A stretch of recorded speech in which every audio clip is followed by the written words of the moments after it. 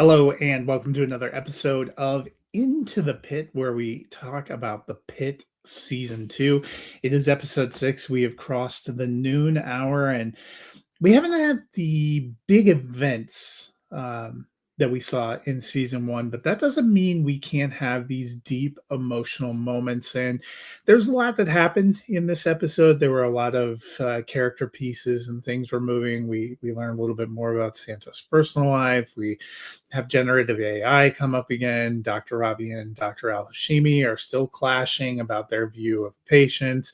We got some sweet moments with Langdon. We got some sweet moments with Dana and training. But the thrust of this episode is really one of the long running patients in the series, and that is Louis, a guy we met in season 1, played a pretty big role and has been with us throughout this season 2, played by Ernest Harden Jr. I want to shout him out.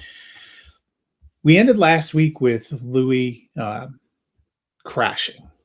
We begin this week with Louis still crashing, and it ends up being something irreversible due to a long time of being an alcoholic, a complication. Despite the best efforts of Dr. Rabi, Dr. Langdon, they couldn't make it happen.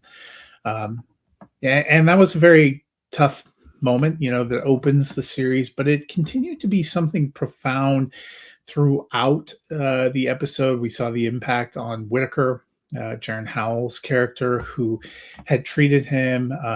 We see Dana, Catherine Lanassa, a beautiful performance, helping to prepare the body, training the new young nurse on that. We see the impact that had on everybody, even some of the other nurses, Perla and Princess, and the way that it impacted them, because this was a guy that they had seen for years in their sphere.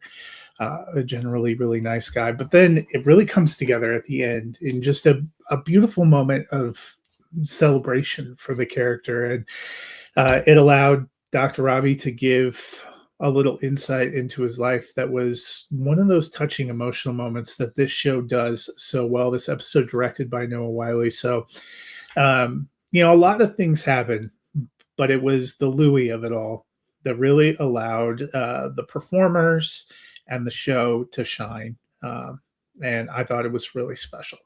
Probably my favorite episode of the season so far. We'll be back next week talking about the 1 p.m. hour. Until then, hope you guys have a wonderful week.